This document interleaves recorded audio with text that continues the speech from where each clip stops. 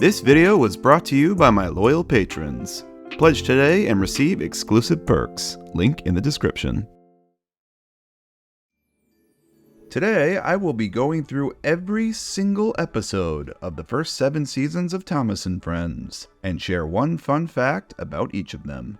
I know way too much about this show, probably too much for my own good, and so much of that information I would love to talk about in videos. But sometimes I don't get the opportunity to, depending on a video's topic. So I thought today, this would be a fun way to let it all spill out. This video will be covering the classic era of the series. And hey, if it does well, maybe we'll cover more seasons in future. Now I'm going to try and stray from obvious stuff and highlight information that may be a little less commonly known. And I know that some of you diehards may already know some of the stuff talked about here. But regardless, my hope is for you to walk away from this video having learned something new about the classic era of Thomas that you didn't know or notice before. Try to keep count of how many things were totally new to you, and post that number below in the comments once you reach the end. Here is one fact about each of the first 182 episodes of Thomas. Season 1. Thomas and Gordon.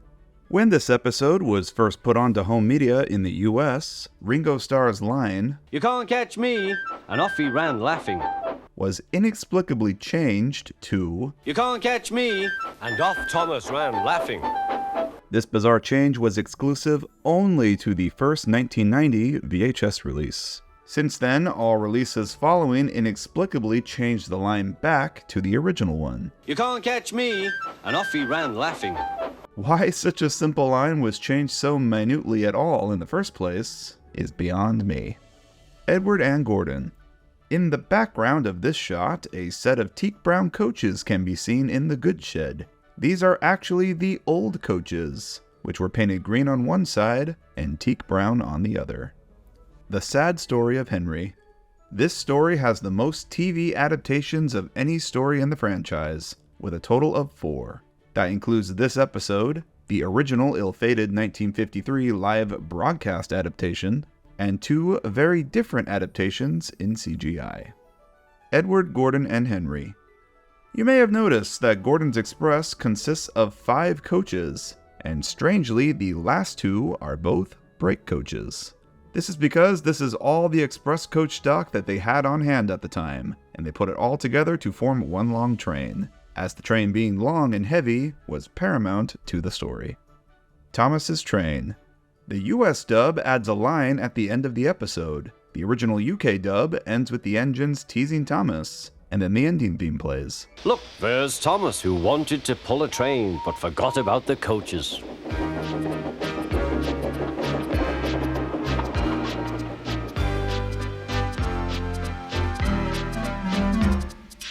In the US dub, after the engines tease Thomas, the narrator says, "Look, there's Thomas who wanted to pull a train, but forgot about the coaches." But Thomas had already learned not to make the same mistake again.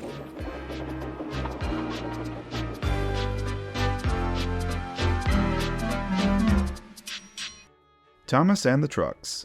George Carlin's dub of this episode is horrendously out of sync on most releases, with the audio delayed by about 4 seconds. Thomas shut his eyes. "I must stop." When he opened his eyes, he saw he had stopped just in front of the buffers. Even to this day, on all streaming platforms, the episode is still out of sync. The only release of George Carlin's dub correctly in sync with the footage was on the US VHS A Big Day for Thomas. Thomas and the Breakdown Train. James's brake blocks catching fire was accomplished by fixing a sparkler under his chassis. It was taped on, they lit it, and grabbed the shot. This was probably pretty tricky to film, so it only appears in this one close-up of his wheels. James and the Coaches. James worries about losing his red paint and being painted blue. "If you can't behave, I shall take away your red coat and have you painted blue." We finally got to see what a blue James looks like years later in Season 22's An Engine of Many Colors, when James has a dream of being painted blue. I'm blue! Oh no!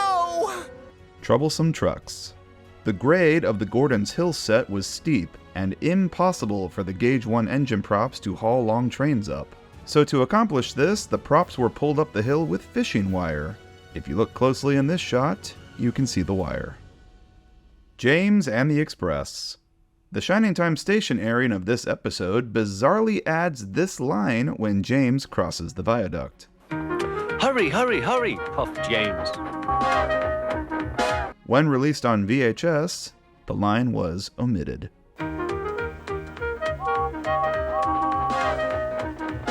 The George Carlin dub retains the line, but it is said much earlier, when James is still departing the station.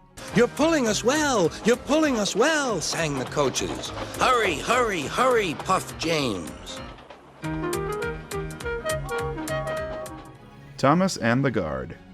The scene of Thomas being stopped at the signal appears to have been filmed twice on different sets. It's believed that the initial version was shot on this set, and shots from it were reused in the Let's Have a Race music video. Thomas and Annie's close-ups in the final episode are also from this shoot, with the buffer stop beside Thomas and the road beside Annie. Why the scene was totally reshot on a completely new set is currently unknown. Thomas goes fishing. This infamous meme is from this episode. Inspector, he whispered, can you see fish? Thomas, Terrence, and the Snow. A clip from this episode was featured on the show Telly Addicts during their 1990 Christmas special. Well, this is a tribute to anybody who thinks that British Rail is just a bunch of cowboys and engines. The scene of Thomas getting stuck in the snow was shown, and the guests were presented with 3 questions after. Isn't that sad? Thomas crying. And I wonder just how many of you have stood on a platform because of sobbing trains. Thomas and Bertie. The famous shot of Thomas passing the windmill traveling from left to right, as used in the show's intro, appears in this episode. Steady, Thomas, said his driver. We'll beat Bertie yet. Tenders and turntables. When James begins spinning on the turntable, you can make out the reflection of a crew member's face in his smokebox. Trouble in the Shed. All the engines in the workshop are actually just the other main characters, covered in tarps. The second one from the left is an unmodified BR-80 model by Marklin, which was used throughout Season 1 to move trains in the background. The workshop is made up of various existing buildings. The sidewall and the glass roof are from the goods shed at Tidmouth, and the rear of the shed is the left wall of Knapford. Percy runs away. A line is said by different characters in each dub. In the UK dub, it is Percy who says, I'm sorry I was cheeky, said Percy. You were clever to stop. In the US dub, it's Gordon who says it. I'm sorry I was cheeky, said Percy. You were clever to stop, replied Gordon. Gordon saying the line doesn't really make any sense, since he was the one who stopped to prevent the earlier collision, not Percy. Not sure why it was changed. Cole. There's a slight continuity error in this episode.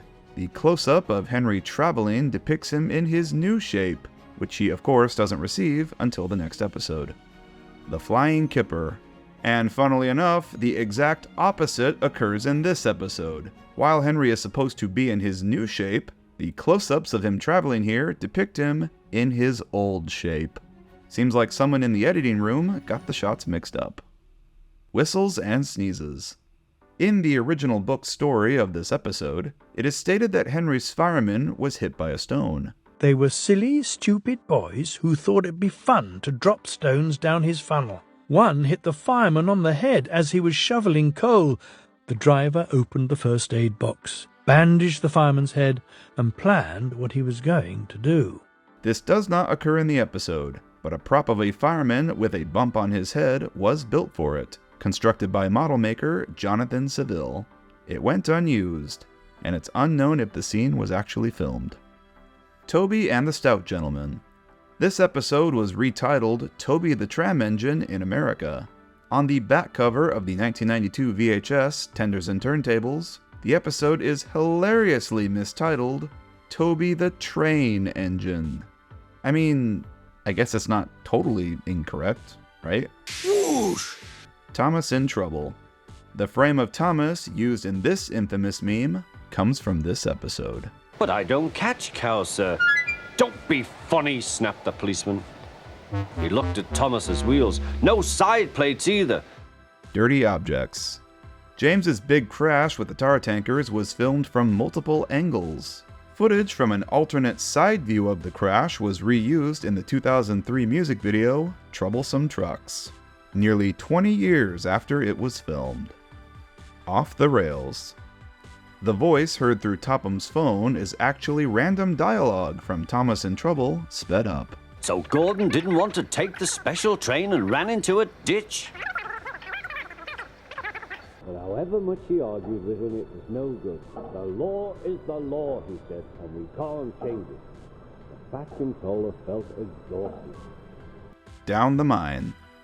The original 1983 pilot episode of the series was notoriously based on this story. It differed largely from the final episode, with completely different props of Thomas and Gordon. This test pilot has never surfaced online, though some shots of it were reused in the final episode. Most notably, this shot of Thomas puffing past Knapford Station, as well as this close-up of Thomas's coupling, and these shots of Topham. Note how his face is painted differently from some of the other shots of him in this same episode. CGI series producer Ian McHugh has confirmed that the pilot footage does still exist in Mattel's vault. We can only hope that it will eventually, one day, be made public. Thomas's Christmas Party. The lights used on Tidmouth sheds in the final scene are actual Christmas tree lights. They look pretty out of scale next to the engines, but a pretty good example showing the true size of the Gauge 1 props. Season 2. Thomas, Percy, and the Coal. This popular meme is from this episode. It was time for Thomas to leave. He had seen everything. Cows. In Season 1, when Henry received his new shape, his wheel arches above his wheels were removed. In this episode, he regains them, and they have been present on him throughout the entire show since. Bertie's Chase. Throughout Seasons 1 and 2, Bertie did not have eyebrows. In this close-up of him smiling here, you can make out residue of eyebrow stickers, meaning they likely tested eyebrows on Bertie for this season, and decided against them before filming. I can't explain why, but Bertie with eyebrows here looks so wrong.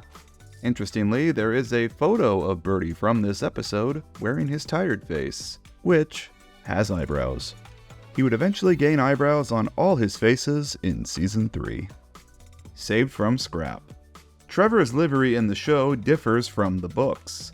In the Railway series, he's painted full black with gold boiler bands. In the show, he's green, with red lining and red wheels. The character is based on the real-life traction engine Fiery Elias, which was owned by Teddy Boston, the good friend of Wilbert Audrey. Funnily enough, it's the TV version of Trevor that bears a closer resemblance to his real-life basis, contrast to the book version. Old Iron. The events of this story are based on an incident that occurred in Alton, Illinois. An Alco S2 diesel ran away from a yard and traveled 25 or so miles without a driver. Another locomotive waited up the line for the runaway to pass, and then caught up with it, coupling to it. The crew scrambled aboard and took control of the runaway engine. Thomas and Trevor. Thomas wears only one face throughout the entire episode for some bizarre reason, his open-mouth smiling one. Strangely, they never changed it out to a different expression for any scene, which is particularly odd in this scene when he eyes Trevor with skepticism. Thomas eyed the newcomer doubtfully. "A what engine?" he asked. Percy and the Signal. Thomas's special coach from the cancelled episode, The Missing Coach, is present in the background here, coupled up to the express coaches. It was right there in plain view of us the entire time. Duck takes charge. You all ready for this? Because you cannot unsee it once I show it to you. This close-up of Gordon was filmed on this part of the set. That's the same coal pile and building on the left, and the track that Gordon is on isn't connected to anything. Henry's close-up was also filmed here, with that water tower added and some buildings behind him to hide Tidmouth sheds being in the background. They really were the masters of hiding this kind of stuff in close-ups. Percy and Harold.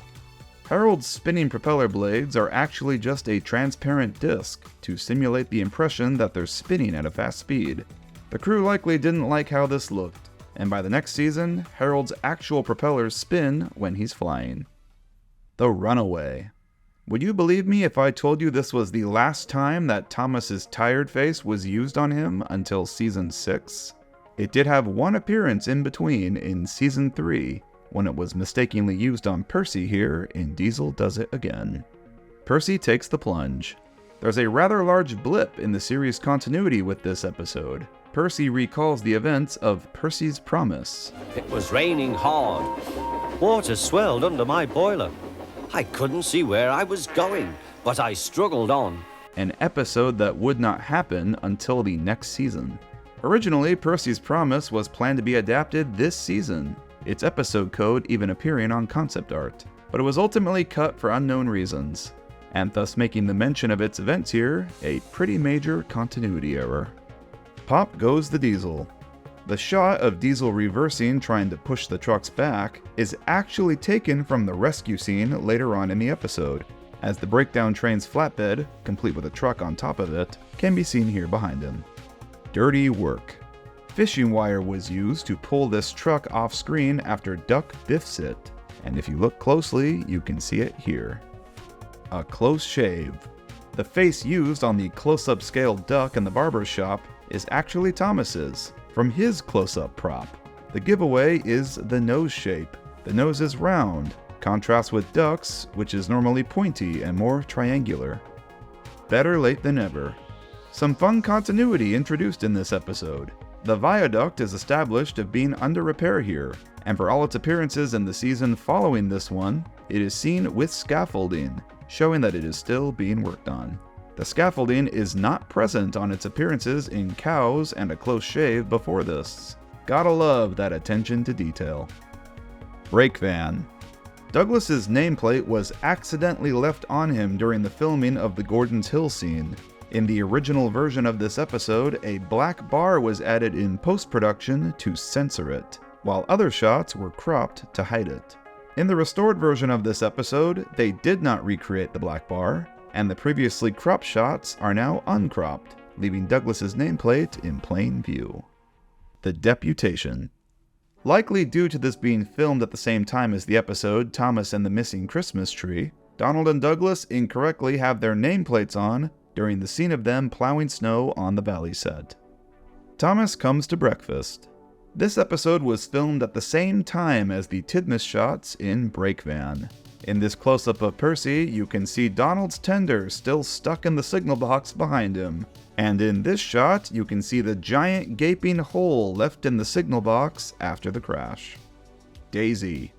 Rick Sigelkow, the co-producer of Shining Time Station, did not approve of Daisy's design, believing that her makeup and eyelashes made her look stereotypically feminine.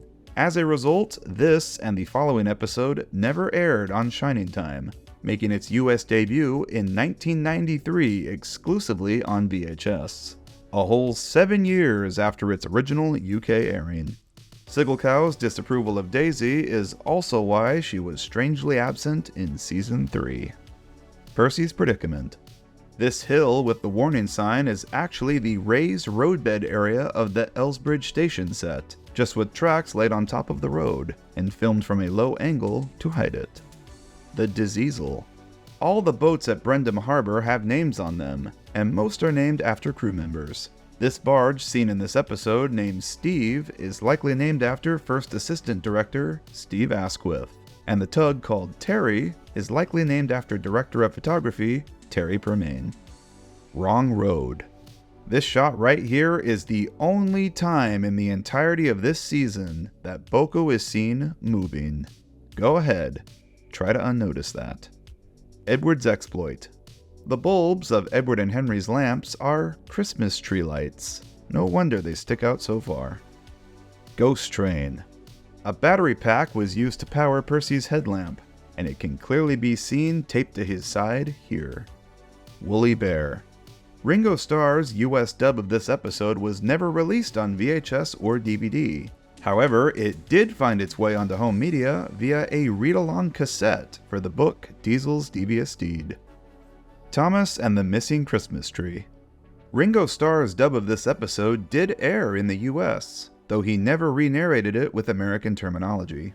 So every line featuring Britishisms such as the Fat Controller were just cut out, and nothing replaced them, resulting in these awkward long pauses of nothing being said.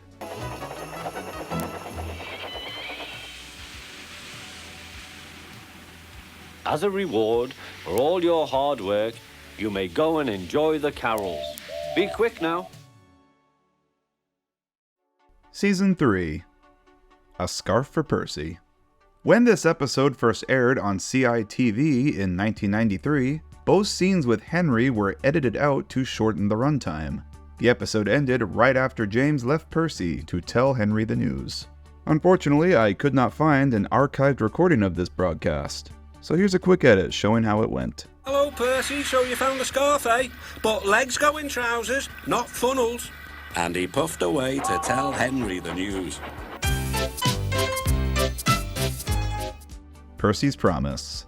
Season 3 was the first season produced after David Mitten's other show, Tugs, and many of that show's props were repurposed for Thomas starting with this season. The Coast Guard's prop can be seen here in the seaside village, albeit only his stern is visible. Time for Trouble. The ending dialogue is different in the US and UK dubs.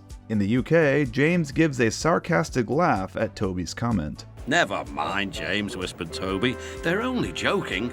Ha ha, said James. In the US, James scoffs Toby, and the narrator remarks that Toby smiles in response. Never mind, James, whispered Toby. They're only joking. Huh, said James. Toby just smiled. Gordon and the Famous Visitor. This episode marks the only appearance of the real-life loco, City of Truro. The prop was built as a dummy with no motor and, strangely, no face. As reference photos show, its smokebox door was repurposed from a Markland BR-80 loco. Following this season, Truro's prop was repurposed into a scrapped loco for background dressing, which can be seen in several episodes. Donald's Duck. The nest box with the egg in it is actually just one of the short quarry wagons with its buffers and wheels ripped off. You can even see the holes where the buffers were. Again, try to unnotice this. Thomas gets bumped. This is the very first episode of the series not based on material written by the Audrey family. It, like several episodes of Season 3, was based on magazine stories written by Andrew Brenner, who would go on to become the show's head writer years later in 2012. Two stories, Hello Thomas and A Bump on the Line, were combined to create the plot of this episode. Thomas, Percy, and the Dragon. The script for this episode has some extra dialogue in the final scene that went unused. It states, Percy was waiting at the station when Thomas, who had cut off steam, ran silently into it. Percy couldn't see Thomas. All he could see, moving silently along, was the dragon. This was trimmed out of the episode, likely for time, but it was filmed. In this deleted shot of Thomas entering Elsbridge, he isn't puffing smoke, a clear indicator that he had cut off steam to sneak up on Percy. Diesel does it again. TBS Coast to Coast News visited Shepperton Studios during the filming of this episode, in which they got footage of an unused take of the crash scene being filmed. As they state, this take went unused because trucks aren't meant to float. Though this scene is destined for the cutting room floor, because trucks are not meant to float. Henry's Forest. Reverend Wilbert Audrey notoriously hated this episode for its lack of railway realism. He took issue with the fact that Henry was simply able to stop on the main line in the forest without his crew alerting a signalman. What responsible driver would stop as if he was in a roadside lay-by? The railway code that this breaks is known as Rule 55. The Trouble with Mud. James hauls the express in this episode, and it is made up of the red express coaches. Publicity photos from this episode show him hauling green ones, and the weather backdrop shows the scenes as stormy. It's believed the entire scene of James getting stuck on the hill was filmed twice. and the current theory is that it was reshot because the crew used the wrong color coaches, conflicting with earlier scenes when he departed Knapford with the red ones. This is all speculation, of course. No official reason has yet been confirmed. No joke for James. The script for this episode also has some dialogue that went unused in the scene when James tricks Thomas. The scene was meant to open with James's driver warming his fire and then stepping away to speak to the signalman. And it's while he was away that James played his ruse on Thomas. This bit was trimmed out, but you can still see James's driver on the signal box talking to the signalman in the final episode. Thomas, Percy, and the Post Train. The ever-beloved Post Train theme is strangely missing in the original UK dub of this episode. On a clear night, a big shiny moon brightens their journey, but often Thomas and Percy can't even see the stars. Thomas and Percy haul the post train here in eerie silence. This, of course, was fixed in later versions. Trust Thomas. This is the final episode that Thomas is seen with red bunker lining on his rear end. The next time we see it, it's explicitly removed, and remains so until the adventure begins, years later when it was re-added to his CGI model. Mavis. This is the final episode to use the full ending theme that leads into the end credits. She took the trucks to the sheds and scuttled home to the quarry as quickly as she could. It's also the only episode in Season 3 to use it, strangely. Toby's Tightrope. Thanks to the wider frame in the restored version of this episode, we can clearly see hands at the top of the screen here pushing the trucks when they bump into Toby.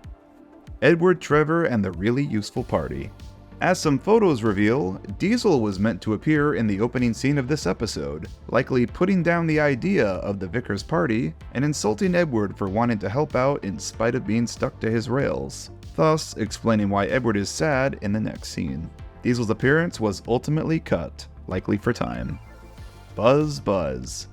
This episode is unique, for it's the only of the original series run to use hand-drawn cell animation to animate the bee that stings James. It was animated by Peter Chang of the Magic Camera Company. Several original cells have been sold on eBay. All at Sea. The final scene of Percy, Duck, and Thomas on the dock looking into the sunset is iconic, and one of the most memorable shots of the series. It's a favorite among many of the crew members, including director David Mitton and show creator Britt Allcroft. Thomas at its peak, baby. One Good Turn. There's a deleted scene from this episode that features Bill, Ben, and Boko sleeping in the yard at night. Some photos exist from this scene, one of which shows Boko sleeping, the only time his sleeping face was ever used. Presumably, the context here is the twins are bickering after their fallout and keeping poor Boko awake. Tender Engines. This episode features the only appearance of real-life Loco, Flying Scotsman, in the model series. Only his 2 tenders were built, and the engine itself is never shown. You can make out the cab of the engine they are connected to in this shot, which is simply just Henry. Escape. According to series composer Mike O'Donnell, when he and Junior Campbell presented David Mitton with the theme for Oliver's Escape, Mitton was so taken away with it that he invited everyone from T-Stage of Shepperton Studios to come listen to it. I remember when we did Escape for Oliver, Dave Mitton was so pleased with it that he brought all the crew in to the studio, and so they could listen to it, because they could see it with the visuals. And it was quite flattering for him to do that. So he really liked that one. And I do not blame him, because that theme is awesome. Was there any other times during the production that he did something like that? No. That's so neat. Oliver owns up. Oliver's accident here was based on a specific real-life incident, where a Lancashire and Yorkshire Railway 242 tank engine reversed into a turntable well, landing bunker first and its front sticking up into the air. A pretty hilarious sight.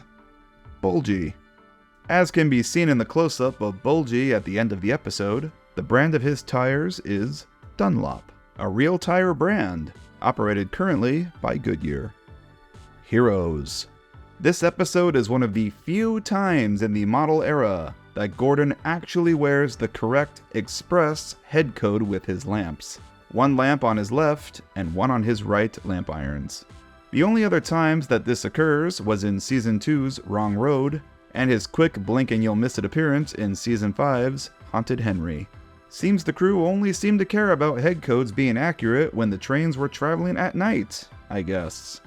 Percy James and the Fruitful Day. The green liquid that squirts on Percy during the crash is dishwasher soap, squirted straight from the bottle.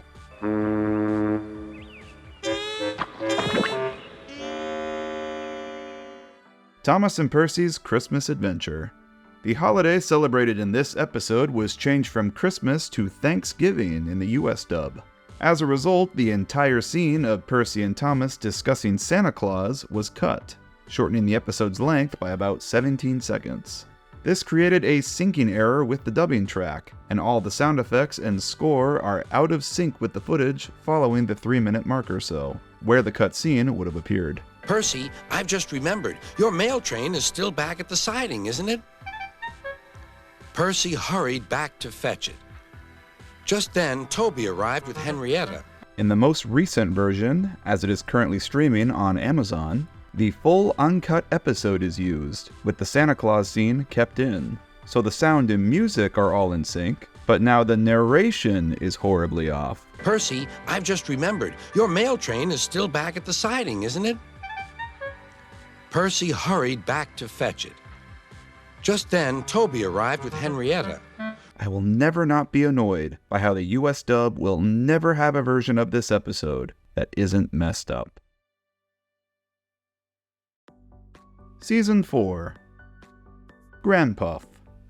Smudger was recycled from Rheneas's prop with a new face. Rheneas's orange paint was covered in adhesive plastic sheets, and Smudger's green paint and lining were applied on top of that, to avoid having to repaint Rheneas entirely. The orange of Rheneas's paint underneath is clearly visible in window corners and ledges and the rear of his cylinders. Sleeping Beauty. The rescuer's map of the Mid-Sodor Railway is actually just a map of the Isle of Wight Railway, flipped upside down, and with the station's names changed. Bulldog. Vulcan's derailment was based on an incident that occurred on the real-life Festiniog Railway in 1962. While Duke's real-life basis, Prince, double-headed a train with the engine Linda derailed and nearly toppled over a hillside. Prince held her steady until she was re-railed, in a careful operation that took 14 hours. The area that she came off is now known as Linda's Leap. You Can't Win. This is an extremely clever shot.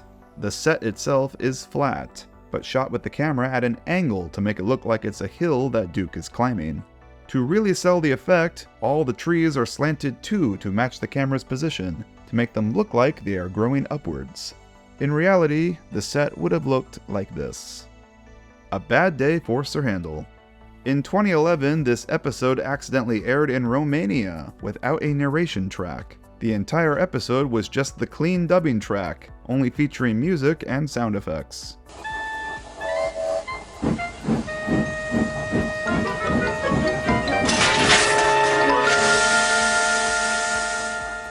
A pretty huge oversight, but absolutely fantastic for us fans who want clean versions of those dubbing tracks. Peter Sam and the Refreshment Lady. This story is based on an incident that occurred on the real-life Tallyclin Railway in Wales. The guard blew the whistle too early, and the train set off, leaving a woman behind. The guard that day was no other than Wilbert Awdry himself, and the woman left behind was the driver's mother-in-law. 4 Little Engines. This episode is strangely officially labeled as the 5th episode of Season 4, even though it very clearly takes place after Sir Handel and Peter Sam arrive in A Bad Day for Sir Handel. When watched in the official order, this causes some continuity issues, the most notable being Skarloey is sent away at the end of this one, and then is present in the next 2 episodes. So, we'll put it in its correct placement here. Trucks. Much of the score is missing in the US dub and the version released in the UK on the 1994 Rock and Roll VHS. The music was correctly reinserted in later versions of the UK dub. Rusty promised to follow with the rest. Peter Sam didn't mind the extra work. But it was never fixed in the US, resulting in much of this episode occurring in ominous silence. Rusty promised to follow with the rest. Peter Sam didn't mind the extra work. He left his coaches at the station and trundled cheerfully on. Home at last. An unpainted cast of an unused version of Skarloey's smiling face was used in this shot. Note the lack of eyebrows and his teeth not being painted white. Rock and roll. The ride Rock and Roll Duncan at Thomas Land, Japan was based on this episode, complete with the coaster cars looking like Duncan's coaches. The ride was retired in 2023 and replaced with a new coaster themed around Nia. Special funnel. Duke is present in this episode, cementing that this episode takes place after he was found and rescued in Sleeping Beauty. This is also consistent with Peter Sam still having his old funnel when the trio reunited in that episode, as he gets his new funnel in this one. Steamroller. The Story Library book adaptation of this episode depicts Sir Handel and George's drivers getting into a fist fight before the policeman arrives and breaks the fight up. Sir Handel's driver even hangs his hat and jacket on George before throwing hands. This doesn't occur in the episode, and was likely pulled from this line in the original book story. A policeman strolled up in time to stop the argument, turning to fisticuffs, all set to work clearing up the mess. Passengers and polish. The eye mechanisms on the smaller narrow gauge engine props were powered by separate battery boxes hidden off-screen or in boxcars and coaches behind them. During the final scene, Duncan's battery box can be seen sitting behind him in the shed. It's even more obvious in this photo. Gallant old engine. In the current master of the US dub, the main Thomas theme song inexplicably begins playing faintly in the background when Skarloey tells the others about the past. How awful, murmured Peter Sam. I tried hard, continued Skarloey, but my old wheels ached. This is clearly an editing mistake of some sort, and is currently present in the episode streaming on Amazon. Rusty to the rescue. This episode marks the only time that Daisy and Boko appear on screen together. This is notable because their props infamously shared a chassis. One of the two is sitting on a fake chassis constructed for this episode, which appears to have been cleverly hidden by props on set and some camera trickery. Thomas and Stepney. Several sound effects are different or flat out missing in the US dub. Music is missing too, notably the busy theme that builds up when the special train is ordered. He was hardly out of sight when the engines heard shouting at the station. Moments later came the alarm. Stop all trains! In the US dub, this all occurs in silence. He was hardly out of sight when the engines heard shouting at the station. Moments later came the alarm. Stop all trains! Train stops play. Several shots from the cricket field scene were repurposed for the 2003 music video, The Red Balloon. The hot air balloon was digitally superimposed into the footage, and some digital trickery was done to change the cricketers' shouting expressions to smiles. Bowled out. According to this episode's description on the back cover of the VHS, Thomas's Train and 17 Other Stories, the reason that Class 40 comes to Sodor is because Daisy is unwell, a plot detail that is never mentioned nor present in the original book story. A version of this is also present in the description for the episode's official upload on YouTube. Henry and the Elephant. In the original book story, the tunnel the elephant hides in was the Tidmouth Tunnel. The episode changes it to the more known Henry's Tunnel, and even alters a line to reinforce that continuity. He hated tunnels.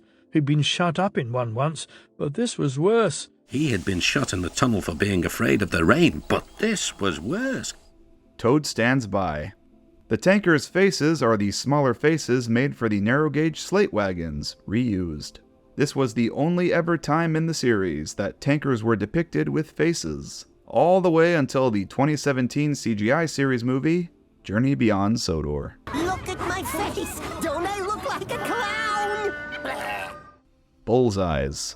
As far as I'm aware, this is the only time in the series that Toby is depicted with having a whistle. Toby's bell rang and his whistle sounded, but Champion took no notice. It is never brought up again, and was apparently forgotten by the show writers. It was officially retconned in Season 13's Toby's New Whistle, when Toby claims that he's never used a steam whistle before. I've never used a steam whistle before. Thomas and the Special Letter. This episode was made in honor of it being the 100th episode of the series, and so nearly all of the standard gauge engines of the Northwestern Railway appear. The only one who doesn't is Daisy, likely due to her and Boko sharing a chassis. The big city on the mainland that the engines go to is never outright named, though in an interview with David Mitton, he confirmed that the big city was indeed London. This is the story where it's Fat Controller's engines, where actually all the major engines are all going off to London to a big show for all the kids. Paint pots and queens. The face of the queen is purposely never shown, though we do get to see it in Season 5's Lady Hat's birthday party, when her prop was reused as a guest at the party. The queen's head would later be completely repainted to represent the refreshment lady in Season 7. Fish. Several of the fish crates have the text Fulton's written on the sides of them. This is a reference to the famous Fulton Street Fish Market in New York City, the largest and most important wholesale fish market on the east coast of the United States. First established in 1822, the market is still around and operating today. Special attraction. George Carlin hiccups after saying this line. Come on, come on. Why aren't you cars where you should be? And they hilariously kept that take in. Mind that bike. The interior of Percy's cab in this episode is actually ducks. The giveaway is the shape of the cab window and how tiny the porthole is. Season 5. Cranky Bugs. According to the concept art by Robert Galliers, Edward was originally meant to be trapped with the big engines at the docks during the storm, and was changed to Duck at some point later on. Horrid Laurie. Going by the dates on the film rushes for this season, Laurie 2's crash at the gorge was the final scene filmed for Season 5 on April 30th, 1998. A better view for Gordon. Gordon's crash through the station wall was pretty infamously based on the Gare Montparnasse crash in Paris, October 1895. The Granville-Paris Express was running late, and trying to make up time, the driver ran the train too fast and was unable to stop it in time as it approached the station. The train ran through the buffer stop, over the platform, and through the station's rear wall. Fortunately, no one on board the train died, but a woman on the street was killed by falling debris. Lady Hat's birthday party. This popular meme is from this episode.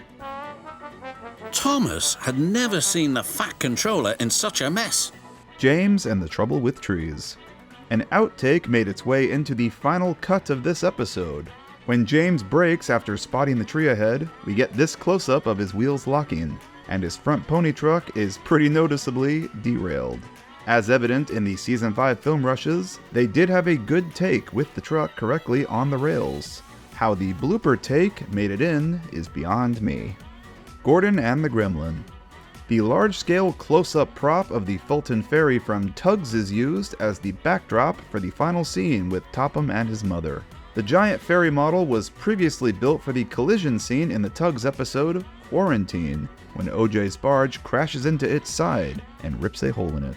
His barge swung out and hit the ferry. No! The ferry boat started to list, water rushing into a gaping hole. By George. Concept art depicted Thomas's crash as being a lot more violent. After derailing, he would have plowed through the old barn and finally come to a stop in a muddy river.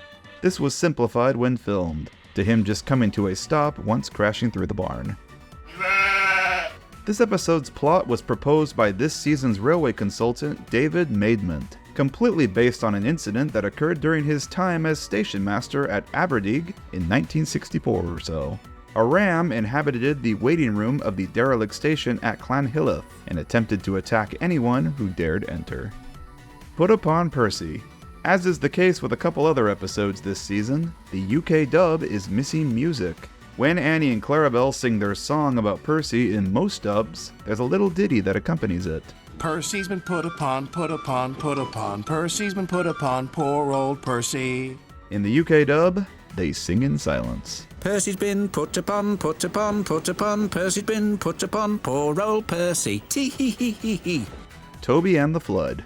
Robert Galgallier's concept art for this episode depicts the destruction from the dam collapse as far more dire. The bridge that gets swept away was placed right within the village, and the village would have flooded with it.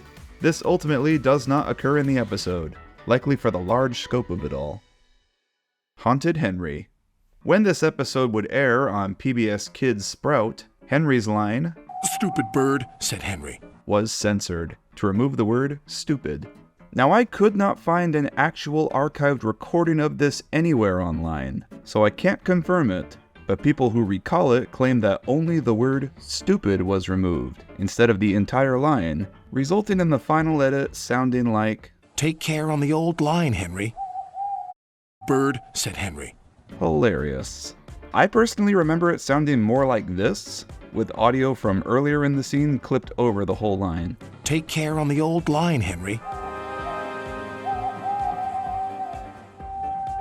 Owls, mists, ghosts. But maybe that's a Mandela effect messing with me.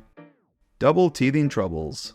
Derek was originally envisioned as a D9500 diesel, aka a BR Class 14, as confirmed by David Maidment in his interview with SIF. The plot point of him breaking down on hills was based on the 14's inability to bank trains up the steep grade between Aberdeeg and Ebbw Vale. They usually ran hot about halfway up and cut out.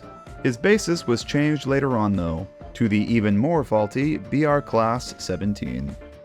Stepney Gets Lost. This episode technically features the final ever appearance of Boko. Stock footage of quarry trucks from Double Teething Troubles is used at one point, and on the far right of the frame, you can just make out Boko, giving him an ever so brief blink and you'll miss it background cameo here. What a way to go out. Toby's Discovery. Bertram is a repaint of Duke's prop with Smudger's face. This was done to cut costs, as Bertram only has a few seconds of screen time. His wooden railway toy depicts him as a saddle tank engine, with an L on his side tanks. While once believed that this was based on original designs for Bertram as a tank engine, it's more than likely because of the photos provided to Learning Curve to use as reference for the toy, where his tender isn't in view, and his blank nameplate casts a shadow that looks like an L. Something in the Air. The fish used on Thomas in the opening scene, and on Henry after his rescue, are real. They are sardines. Ew. Thomas, Percy, and Old Slow Coach. The left side of Old Slow Coach has no lining, while her right side has rather ornate gold lining on her brown sections. She is only ever shown from the left side in this episode, but she would gain gold lining on both sides at a later date, as evident in her reference photos taken in 2004. Thomas and the Rumors. This popular meme is from this episode. Because the engines think the special visitor is here to see if we can be replaced by Harold.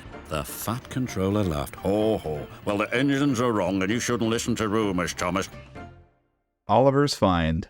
The map of the east of Sodor in the signal box is actually a map of the Skarloey Railway, drawn up in Season 4, for which the show crew used as reference for all the locations and how they all connected to each other. Unfortunately, we've never seen the map in good quality. This is the best shot that we have of it. Happy Ever After. Bulstrode can be seen at the fishing village, without his face and iMech. Sir Topham Hatt's Holiday. Annie and Clarabelle received new resin props in this episode, replacing their previous ones. In all seasons prior, the two were made out of standard off-the-peg 10mm Stroudley composite coaches. The material was brittle though, and by season 5 the props had begun to crack and warp. So they built new ones out of resin, and wrote this episode around them being refitted to explain their new look in universe. Again, I just love that attention to detail. They didn't have to draw attention to them looking different, but they decided to provide some continuity. All episodes following this feature the new Annie and Clarabelle. A surprise for Percy. The crew often used Mavis to move trains in the backgrounds of scenes, as her prop was their most reliable runner. The film rushes for this episode reveal her pushing the runaway trucks in their run up the hill. Make someone happy. The crate carrying the carousel horses is actually the top half of a large-scale narrow-gauge slate wagon. Once again, impossible to unnotice once you notice. Busy going backwards. Alec Baldwin is often teased for his portrayal of James in this season, in which he gave him a very flamboyant voice. Oh, please. Now, excuse me, Sir Topham Hatt needs me to pull the express. Oh, help! Go away! He was teased for this on Conan O'Brien in 2003. And clearly you made James gay. That's your interpretation. And the clip they featured was from this episode. What was that? Exclaimed James. What are you talking about? So I was ahead of my time, man. I was ahead of my... We did that back in 99. That's Brokeback Railroad. We were doing that years ago. Duncan gets spooked. Concept art for this episode depicts the old iron bridge as a curved viaduct. It was later changed to an arched girder bridge, likely to visually differentiate it from the already existing viaduct on the Skarloey Railway. Rusty and the Boulder. The dubbing tracks for the UK and US dubs are notably different, missing some music and using different sound effects in various spots. The sound effect when Boulder thuds onto the ground after his fall sounds like this in the UK dub, and like this in the US one. Snow. This episode uniquely features the only appearance of Gordon's snow machine, a prop we see in a total of 3 shots, and never clearly from a good angle. Interestingly, Learning Curve were going to make a toy of it in 2006 for the wooden railway line, which featured a spinning blower on its front. A prototype was built, but the toy was ultimately cancelled. Season 6. Salty's Secret.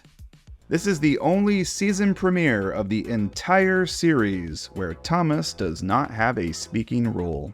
Now that is pretty interesting, huh? A season kicks off with an episode that doesn't feature the main character. How bizarre. Harvey to the rescue. There's a rather hilarious blooper from this episode. One of the crash scene takes resulted in the brake van rolling right in front of the camera, blocking everything. The crew must have found it amusing, as it ended up getting used in the 2003 music video, Troublesome Trucks. Then they pushed them once again, laughing while they crashed. No sleep for Cranky. There's some interesting continuity put forward in this episode. In this one, and previously in Salty's Secret, Brendam Docks has an open-sided shed over the railway line. There was one in Season 5 too, albeit it looked different. Cranky knocks over the shed in this episode, and from this episode onwards, it was never rebuilt, and the tracks at Brendam Docks have consistently remained shed-free. I wonder if they purposely wrote that into the plot as an excuse to keep the set open, so it's easier to film on. I don't know, something to think about.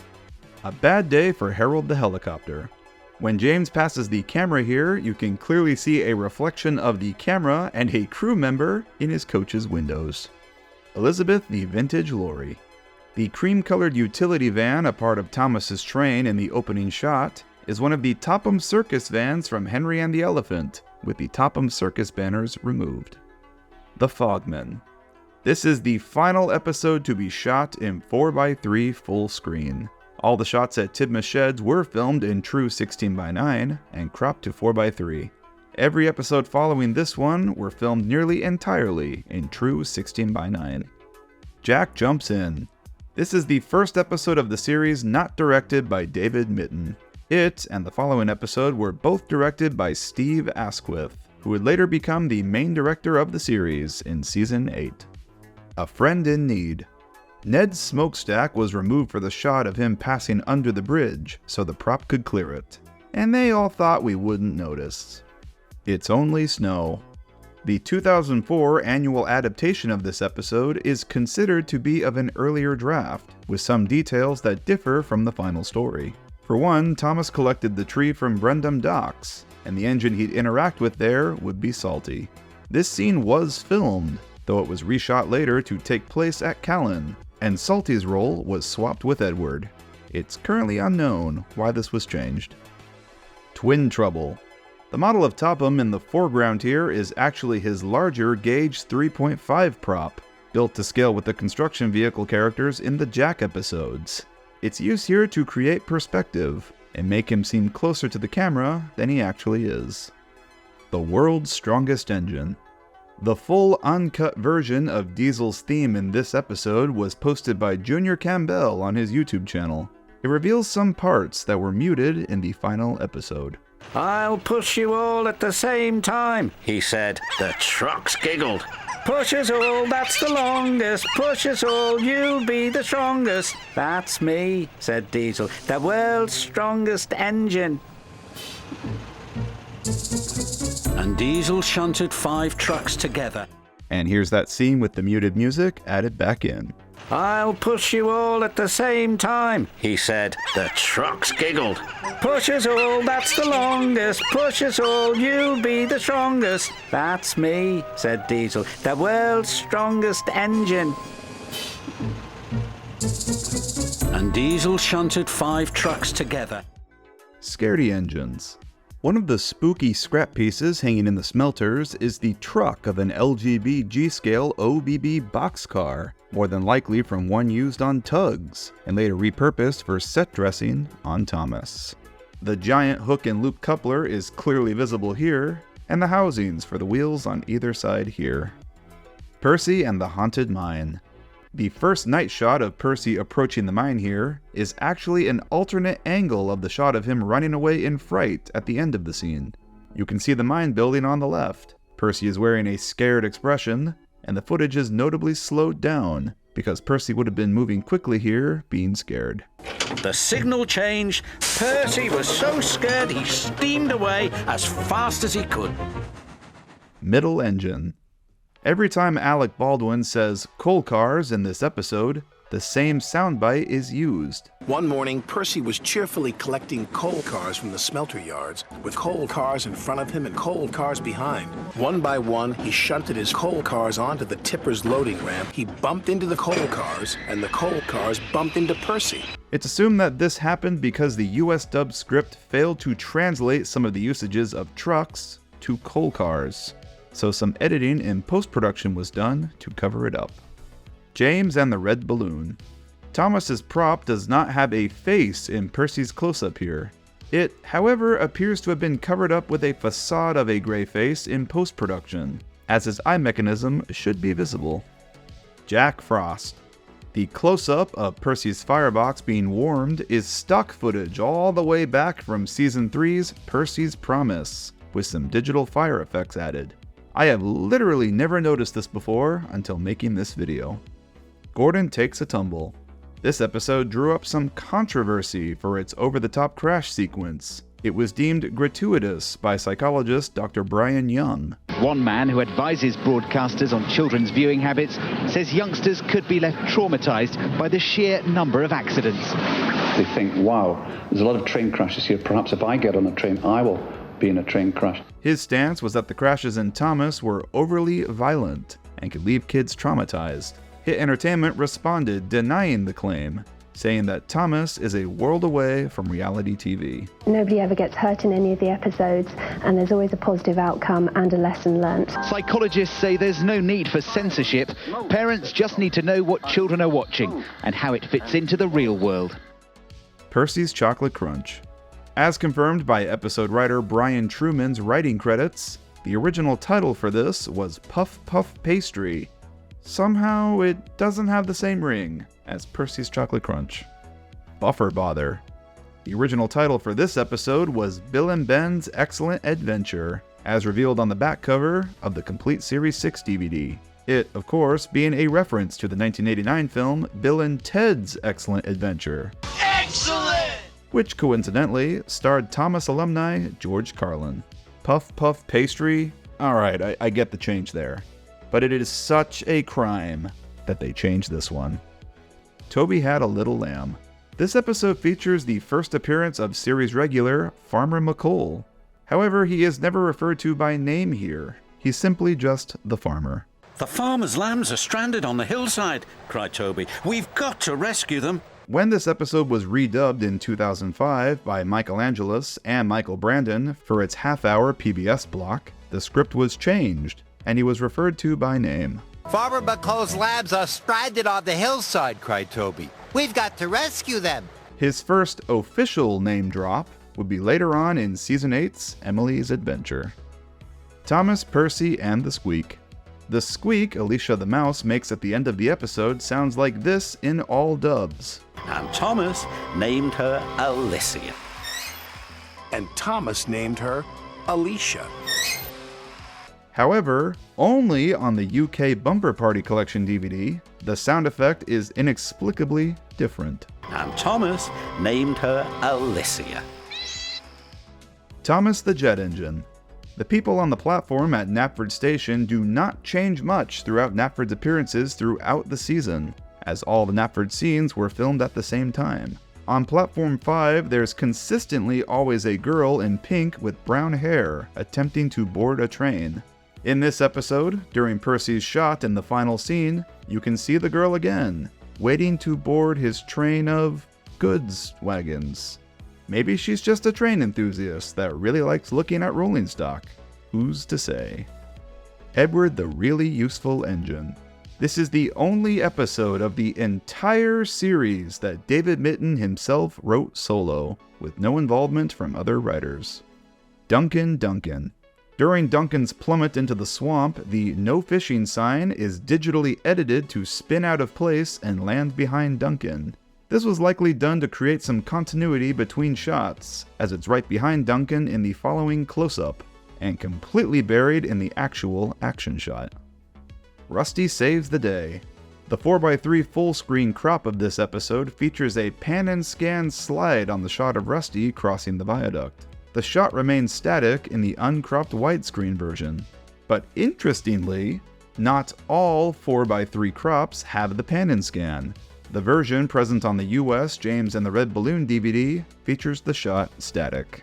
Again, something I never noticed between versions until making this video. Faulty whistles.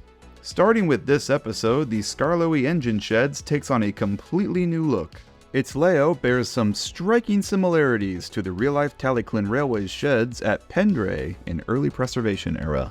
Complete with a single-track carriage shed to the right of the main one, the main line running through the center of the yard, and a wooden shack on the left of it, which resembles the one that Tallyclin was sheeted under in the 1950s. Season 7. Emily's New Coaches. Emily's conception came all the way back during production of Season 6. A crew member had acquired a model of a Great Northern Stirling single. The show crew were impressed by it, and noted that the unique sloping design of the smokebox and cylinder casings made it look like the engine had woman's hair. It gave them the idea that this engine would be the perfect basis for a female steam engine character, and, well, the rest is history. Robert Galliers created concept art of Emily, and she was built for this season. Percy gets it right. The close-up of the bull in Thomas's van during the rainstorm is the exact same close-up as at the end of the episode. Color corrected, the sky desaturated, and with rain effects added. Percy saved the day, said Thomas. Agreed the bull. Bill, Ben, and Fergus. A bent-up, damaged version of Fergus's chimney was built for the scene where he gets buried in the rock slide. For unknown reasons, it went unused. It is still around, however, and currently on display at the Thomas Exhibition layout at Drayton Manor Theme Park. The Old Bridge. Smaller scale slate wagons are used in the shot where Skarloey looks down at the rushing water to create perspective and make the distance down look farther than it actually is. Edward's Brass Band. The alarm that the band plays to call for help is the SOS Morse code distress signal. It consists of a sequence of 3 short notes, then 3 long, and then 3 short again, hence why Edward recognizes it as an alarm. I can hear music, said his driver. That's not music, wheezed Edward. That's an alarm.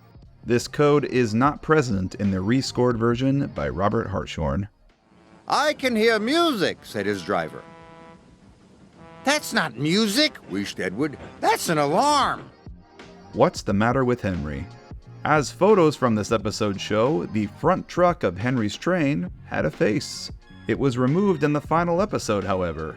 In the close-up of Henry's train, the face was photoshopped out using the side of the truck to cover it up. It's unknown why this was done, but was likely to maintain continuity, because when Henry arrived at the coal plant earlier in the episode, the front truck of the train did not have a face. James and the Queen of Sodor. In the 16:9 widescreen version of this episode, you can just make out Henry beside Gordon when James arrives back at the sheds. When the shot cuts back to Gordon, Henry has disappeared. Guess he didn't want to deal with James's ego and skedaddled. I don't blame him. The Refreshment Lady's Tea Shop. The tea coach is based on the Talyllyn Railway's carriage number 7.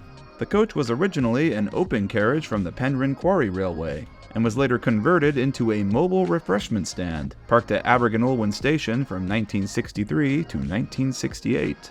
By 1986, it was completely rebuilt as a wheelchair-compatible saloon coach, and runs as so today. The Spotless Record.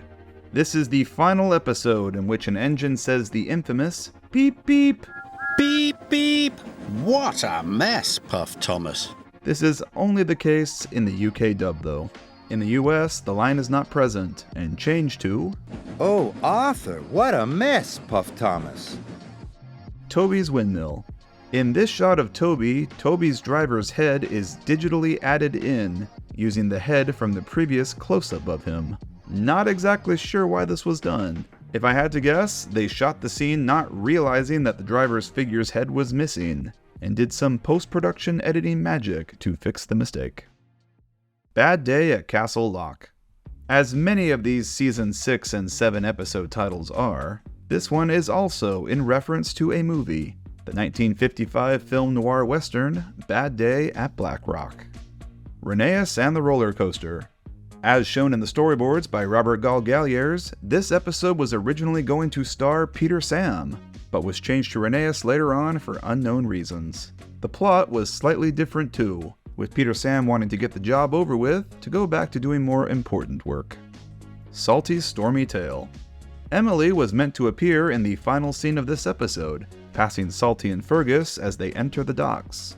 You can just make out her buffer coming into view right before the shot cuts. The shot was reused in the 5 New Engines in the Shed music video. It's unknown exactly what the context of the scene was, but likely tied back to her earlier scene of feeling bad for Salty, and possibly congratulating the two for their heroics. Snow Engine.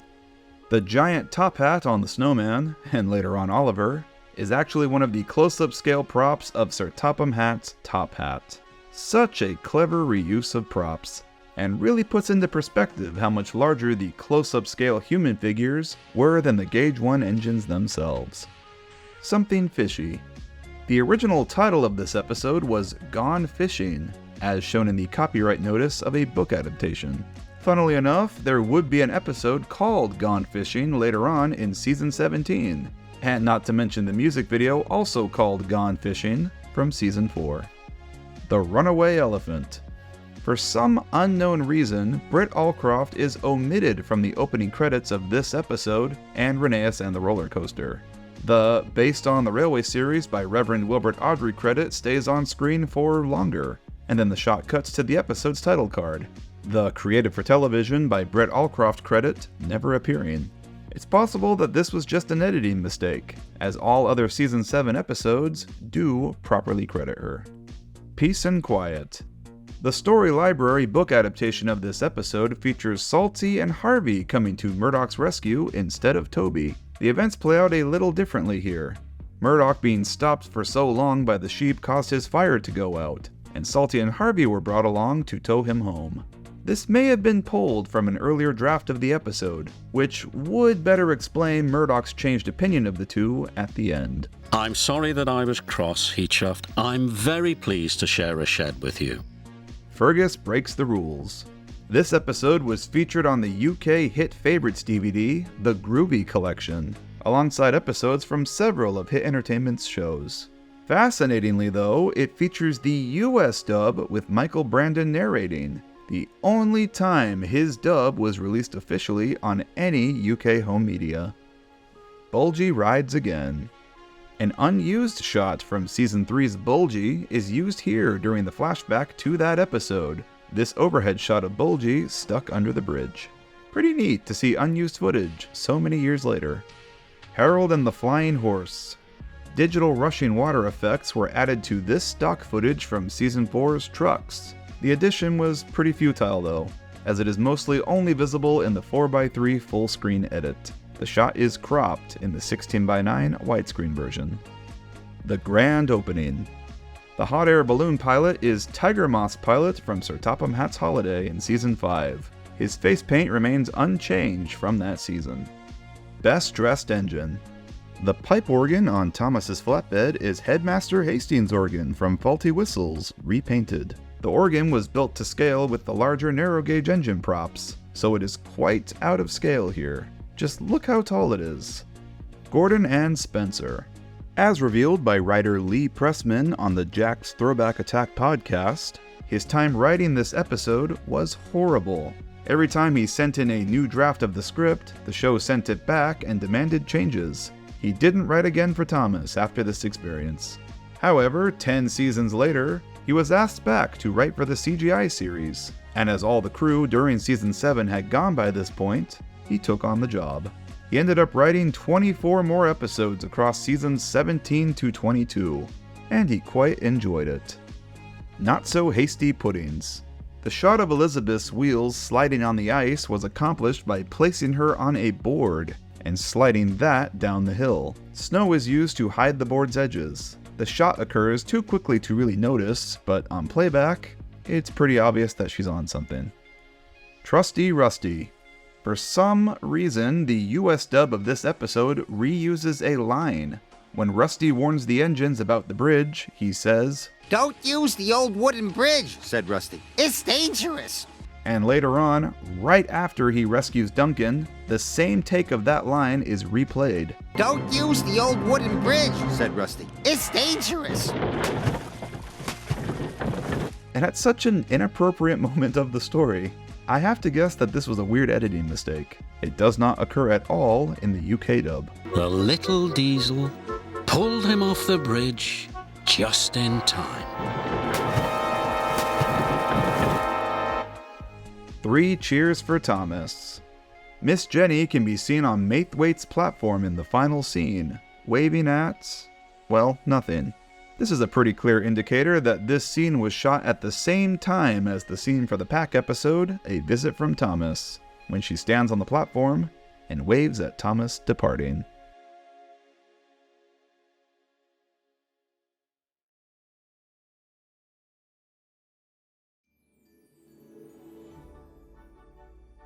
Christmas is around the corner, so to add a little Christmas cheer to your day, I'm recommending Sooty Will again with his music video, The Little Engine Who Believed. This is a recreation of a song from the CGI series that had an, admittedly, pretty awfully edited music video. But Sooty here has gone and redone it completely with his own models and sets to create a more cohesive narrative visually. It's a very fun watch, and perfect for the season. Check it out! Alright, so an update on the current projects. I know that this isn't the Season 13 retrospective that you all were probably expecting from me. At the end of the last big video, I asked you all what you wanted to see me end 2024 with. A new retrospective, a Sodor's Finest, or something else. I was really leaning towards the retrospective, but many of you in the comments and over on Patreon made some pretty good arguments for Sodor's Finest instead, and you were pretty convincing. So, I am happy to announce that the next Sodor's Finest is being worked on, and oh boy, it's a real doozy. However, the story segment is a little bit lengthier than the previous, and I don't want to rush it or rush the people working on it with me, especially during this busy holiday season. I really want the end result to be great. You know what they say, you can't rush art.